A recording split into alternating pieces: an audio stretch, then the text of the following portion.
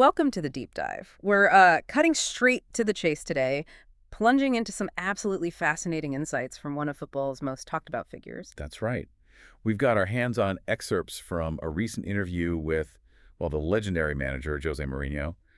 He's been reflecting on his career, touching on clubs he's managed, their recent fortunes, and his unique take on things. And our mission here is really to pull out the most potent nuggets from what he shared. We want to unpack his personal opinions, his analysis of, where these clubs stand right now. And maybe what his comments might subtly forecast for their futures. Exactly. Okay, let's get right into it then. First up, we probably have to start with his own news, his induction into the LMA Hall of Fame. Yeah, it's a huge honor, obviously.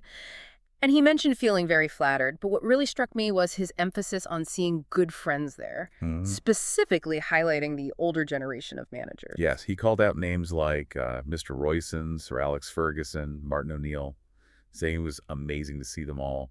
He mentioned great emotion. Right. For a manager who's often seen as, well, quite competitive, maybe isolated, why do you think he stressed that camaraderie, that respect for history? That's a great question. I mean, maybe it's a recognition that despite all the touchline battles, there's this shared experience, right? A mutual understanding of the pressures. Yeah, the solitary nature of the job. Exactly. That maybe only that specific group can truly appreciate. It hints at something deeper, perhaps. Yeah. A less public side. Absolutely. Okay, so moving from personal recognition to the current landscape, he was asked about two of his former clubs, Tottenham and Manchester United. After they just played in that cup final, yeah. Right, and you might expect him to have a clear favorite, maybe lean one way, but he described his feelings as divided. Divided. That's a strong word, isn't it? Yeah. So what was behind that sort of conflicting emotion for him? Well, on one hand, he said it quite clearly, didn't he? I love United. And he mentioned a fantastic relation with Ruben, which we assume means Sir Jim Ratcliffe or the Ineos group now involved there.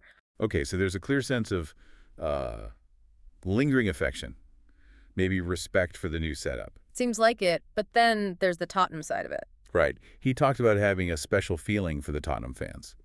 But the really kind of poignant detail was seeing Son crying with a cup. Ah, yeah, that specific image. Exactly. It clearly resonated with him, on an emotional level. It shows that bond with a former player still means something. It's fascinating, isn't it, how those relationships, even after he's long gone, still hold sway. And he went on to analyze the impact of that result for each club. Yeah, his perspective on what winning or losing that specific final actually meant for them going forward. So for Tottenham. For Spurs, the obvious thing he highlighted was Champions League qualification. He specifically pointed to the millions that the Champions League gives for Mr. Levy. Right. Straight to the financial reality for Daniel Levy. What does that tell you? That the first impact he mentions isn't the glory, but the cash injection for the owner? Well, probably shows his pragmatic understanding of how these top clubs work now, right? Success on the pitch means massive financial returns. That's often the main driver for owners, isn't it? True. But he did also note, it was a title for the fans and players, making history for Tottenham after so long. Even adding, with that typical Mourinho bluntness, Let me guess. that the game itself was not amazing. Sounds about right. And for Manchester United, the impact of losing that final. He feels it's huge. Yeah. Specifically because they are now not involved in any European competition at all. Oof. That's a big strategic setback, missing out completely. Definitely. But then he added an interesting observation, sort of reading the tea leaves at Old Trafford based on what he's seeing. Oh, yeah. What was that? He noted that it looks like they are supporting Ruben, meaning the new leadership, giving him time and conditions to go forward. That's quite a piece of analysis from him, isn't it? Seeing a situation where maybe patience and a longer-term plan seem to be the message. Yeah, perhaps contrasting it with the immediate pressure he might have felt when he was there. That contrast is really telling. He even compared it to his own start at Porto, didn't he? He did. Mentioned his difficult first 6 months where they struggled just to get into the UEFA Cup before, well, everything changed. So what does that comparison tell us about how management and ownership are changing, maybe? Or just the narrative clubs try to sell? Well, it brings up that question, doesn't it? How much genuine time and support does new leadership really get in football today? His Porto story was struggle, then massive success. He seems to be looking at United's new structure presenting a similar needs-time narrative. And pointing out the difference, maybe. compared to his own rough start there. Exactly. It feels like an analysis of the strategic messaging as much as the actual football. Fascinating stuff. Okay, let's shift to another former club, Chelsea. The chat here was about them chasing the Conference League trophy. Right. Potentially completing the set of European honors. And Mourinho's initial take, maybe reflecting his time there, was that Chelsea is a club that wants to win Champions Leagues, not Conference Leagues. Yeah, implying that sort of hierarchy of ambition based on the club's status. But then, almost immediately, he followed up by saying that winning all three is amazing. And this is where his own unique achievement pops up, isn't it? Oh, yeah. He very proudly highlighted that only one coach, one player, me and Emerson, have won all three Champions League, Europa League, and Conference League. Emerson Palmieri, who he managed at Chelsea. That's the one.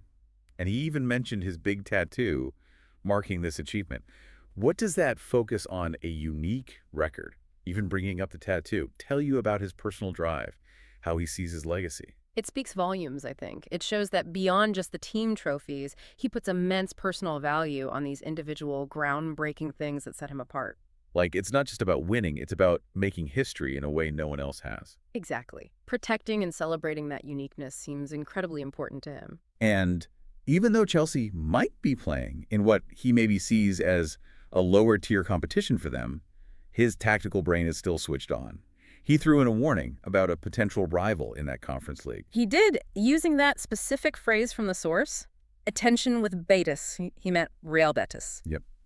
Warning about Betis. Why them specifically? What did he see there? Well, he laid out his reasons. Betis can compete. They have a team. They have an experienced coach. They have a great mentality, too. Classic Mourinho scouting report, isn't it? It really is, focusing on the unit, the leadership, the mentality, not just store names. Right. It tells us he respects those fundamentals no matter the competition level. He sees them as key for success. Even in a trophy, Chelsea might, view as secondary. It shows he's still watching, still analyzing deeply. Okay, finally, the conversation touched on Inter Milan, the club where he got that historic treble. Who were back in the Champions League final recently. And he shared his very, what was the phrase? Naughty but very honest initial feeling about their run. This was pure gold. Yeah. Classic Mourinho. He admitted his first feeling was worried they could win the treble because I didn't want them to win the treble. The treble is mine. Wow. The Let's treble like is mine. that, yeah. That's just incredibly revealing. Unpack that for us. What's really behind that? That fierce possessiveness over something from, over a decade ago? Well, it goes right back to what we were just saying about legacy and unique achievement, doesn't it? The 3 European trophies tattoo. Right, same idea. Exactly. That 2010 Inter treble was monumental, arguably his greatest single achievement, doing something no other Italian club had done quite like that. Yeah. So that sense of being the only one to do it with Inter is, I think, deeply ingrained. It's about protecting his unique spot in history. Absolutely. His initial gut feeling was pure, raw protection of that historical marker, his legacy. So that historical ownership, that feeling was stronger initially than wanting his old club to win. Initially, yeah. That was the honest, maybe naughty bit, the psychological reaction. But then he explained how he felt now. Now that Inter had lost the league and the Italian Cup, meaning another treble wasn't possible, his feeling changed. He said he would love them to win the Champions League. Ah, right. The threat to his unique treble record was gone. Precisely.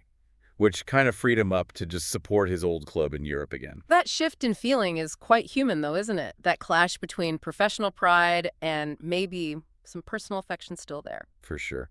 And he also spoke about Inter's opponent in that final, PSG. He did, yeah. Showed quite a bit of respect for Luis Enrique, actually. He really did.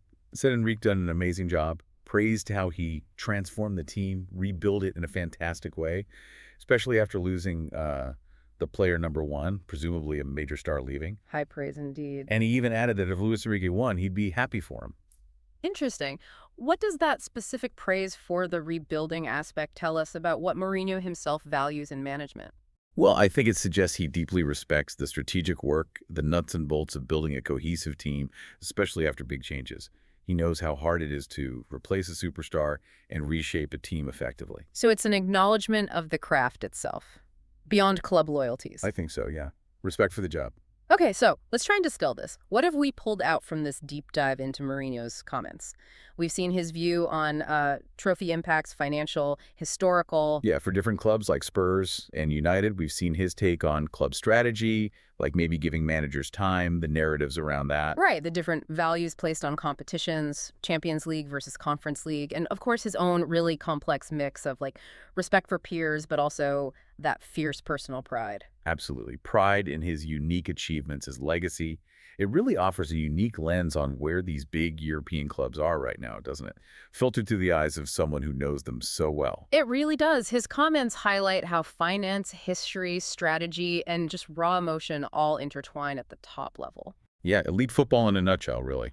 So, thinking about all this, Mourinho's insights on strategy, manager support, the value he puts on different trophies, and especially those unique legacies, Hmm.